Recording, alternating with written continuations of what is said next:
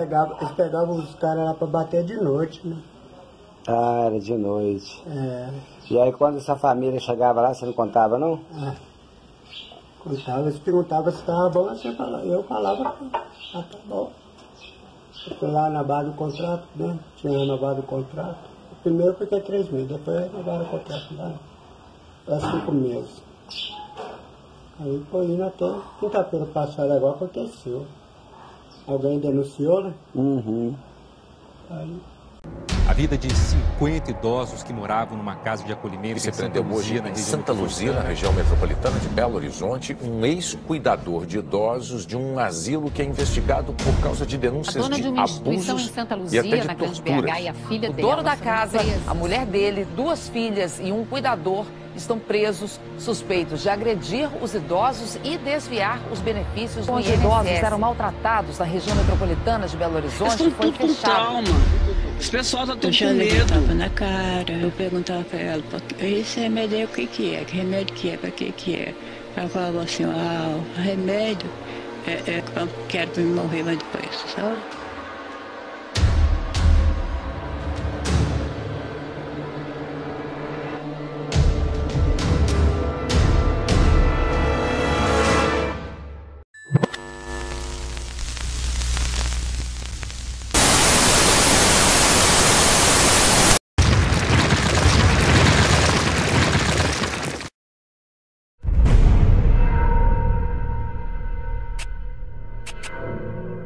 A situação ela era degradante.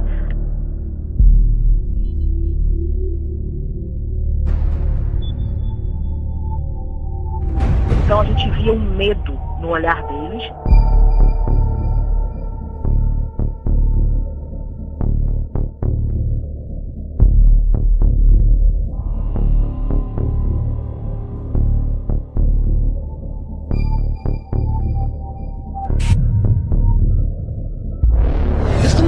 Trauma.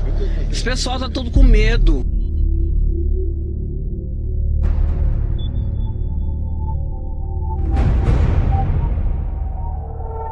Eu perguntava pra ela, esse remédio aí o que é? Que remédio que é? Pra que é?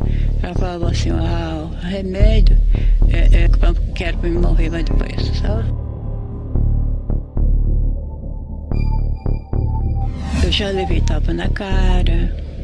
E ele afirmou que o asilo tinha um alvará provisório de funcionamento. Tem uns que podem receber alta, mas os parentes não liberam, não querem.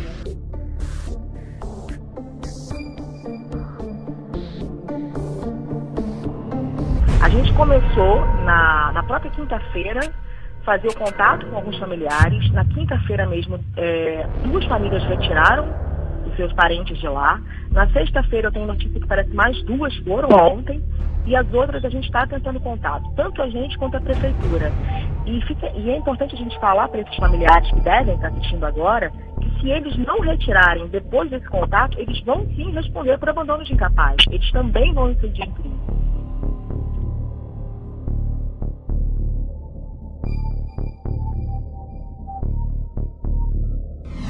Eles só conseguiram conversar com a gente depois que as 2 responsáveis do local saíram. Até então a gente via um medo no olhar deles.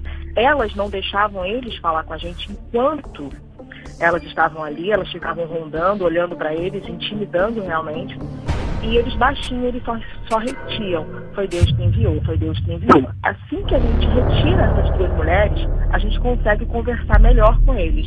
E aí vem os relatos de agressões realmente muito sérias, chutes, vem um relato de castigos de baldes de água fria, vem os relatos de que se o comportamento deles não fosse de acordo com o que a supervisora queria, eles chegavam a ficar até 24 horas privados de alimentos sem poder sair dos quartos.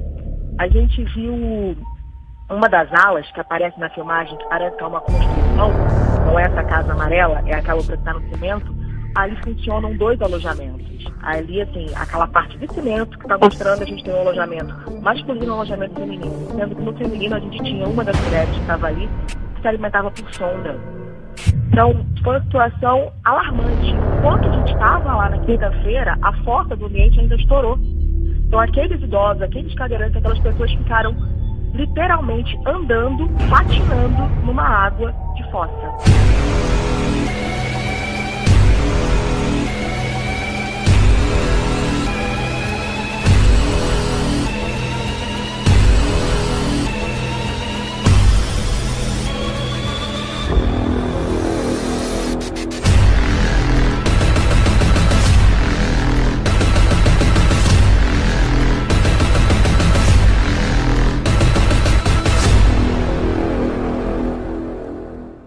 Agora eu te falo para você, nós estamos falando de um idoso que contribuiu a vida inteira com o nosso Brasil.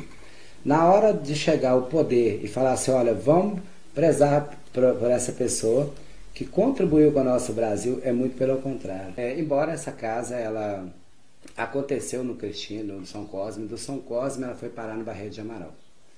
E quando ela chegou ao Barreiro, chegou os comentários, vizinhos, o povo, né, da vizinhança falando desse tipo de mostrar. Mas ela não foi exatamente para esse imóvel que foi autuado agora, não. Foi para um outro, né? Ela foi para o outro e ela ficou nesse outro mais ou menos um ano. E nesse que ela está hoje, parece que tem 3 anos que ela está lá. E a gente esperava de ter uma fiscalização, né, do poder público e que nos passasse algum parecer dessa casa. Lá não tinha frequentemente carne. Mamãe tinha um frango, um figo, vamos dizer assim. Mais geralmente dava só arroz, feijão. Na parte da tarde um café. E geralmente na fase de 5 horas, 5h30, tinha aquela mistura que sobrava da comida cedo para eles estar comendo na parte da tarde.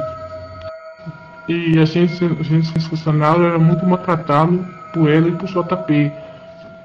É muito humilhado mesmo. Ela tratava os pacientes igualzinho trata os funcionários, na humilhação mesmo. Sinto que o município ele é ausente na fiscalização. Lá em 2000, na gestão do falecido Calixto, houve fechamento de muitas casas e que realmente estava trabalhando de forma errada e houve fechamento. Para cá, a vigilância havia fiscalizado uma vez ou outra. E nessa audiência, eu falei para a juíza que não havia fiscalização da prefeitura. Até mesmo agora, esses final de semana, o que eu ouvi os comentários, que não teve alimentação digna para eles. Assim que a prefeitura fez a interdição. Ela fazia a paciente dela comer cocô, porque a paciente tirava a fralda de tanta coceira pelo corpo, jogava fora, pegava a fralda com xixi e cocô e a paciente comia. Comia, se não comesse apanhava na casa, comia. Tem um paciente que ficou 3 dias sem comida e ele pediu pelo amor de Deus que desse um gole de café. Quando eu fui dar o café, eles não deixou. Aí ele falou que só ganhava o café se ele pedisse pelo amor de Deus que a comida não era uma delícia, que ele precisava do café. Eu falei com ele assim, chorando eu e ele, falei com ele assim, ela quer que você humilha, então humilha pelo amor de Deus e peça a ela para te dar o seu café. Foi que eles deu ele um café puro para tomar, porque ele teve que humilhar como se estivesse comendo uma grande comida, apenas um café puro.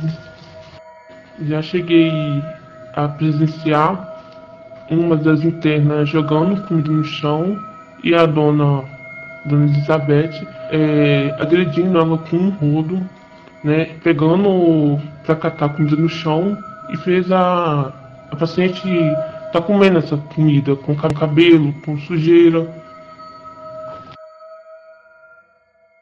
O cara lá que ia falar que é cuidador, não é cuidador nada não, e ela mais cuidava, né? Dava um banhozinho lá de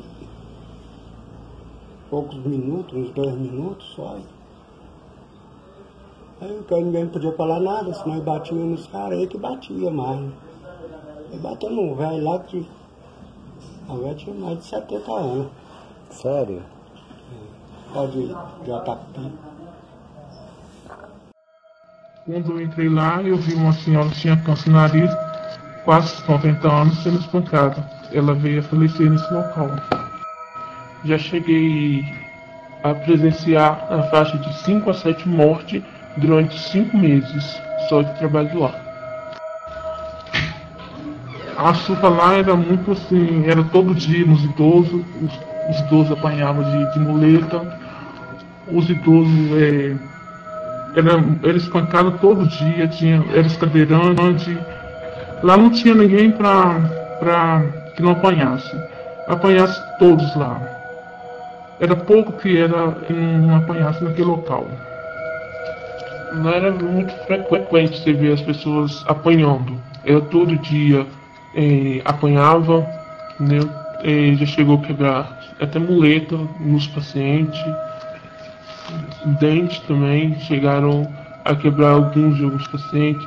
Chegavam a colocar os pacientes trancados no quarto, ainda mais na hora de visita. Trancava umas 2 portas para eles não escutarem lá de fora e acabava batendo nos pacientes até a hora de visita. E Santa Luzia, para ter essas LPI, tem que passar por uma fiscalização. O município, ele tem que nos aderir. Por quê? Uma vez que o Estado não faça aquele serviço e te delega, ele tem que te delegar recurso. Ele tem que te delegar condições de sobrevivência. E Santa Luzia é diferente. Eu tive um contato com a presidente de uma LPI em Belo Horizonte ontem, que lá dentro tem professor de matemática e português. O município dá o grosso para a instituição. O município ajuda, querendo, ele chega com a partida dele. Santa Luzia não tem.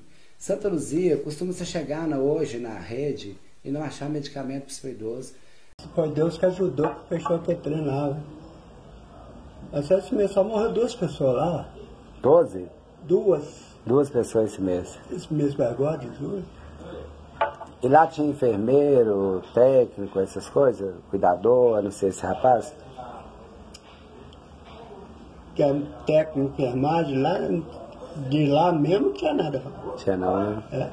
O cara prendeu lá, o cara não sabia fazer. Eu tinha cortado esse dedo aí, ó. Uhum. O cara não soube fazer curativo nesse dedo aí, um curativo seco. Que é com... Então, embora vocês não estavam sendo cuidados. Ah, não. Tava lá, obrigado, naquela... Gente montou lá, né? 50, 60 pessoas, tava interessada no dinheiro. E cuidar mesmo que é bom nada.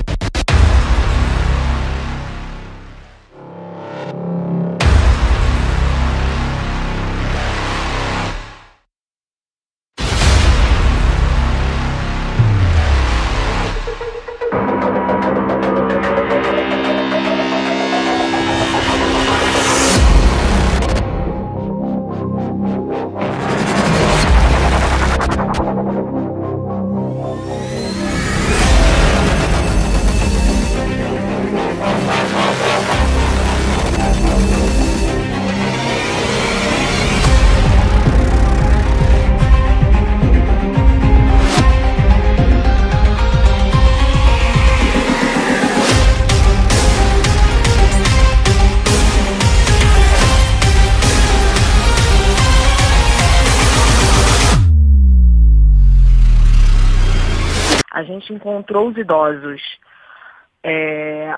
realmente assustados. Eles estavam completamente, eu posso dizer para você, sendo coagidos ali. Eles só conseguiram conversar com a gente depois que as 2 responsáveis do local saíram. Até então a gente via um medo no olhar deles. Elas não deixavam eles falar com a gente enquanto elas estavam ali. Elas ficavam rondando, olhando para eles, intimidando realmente.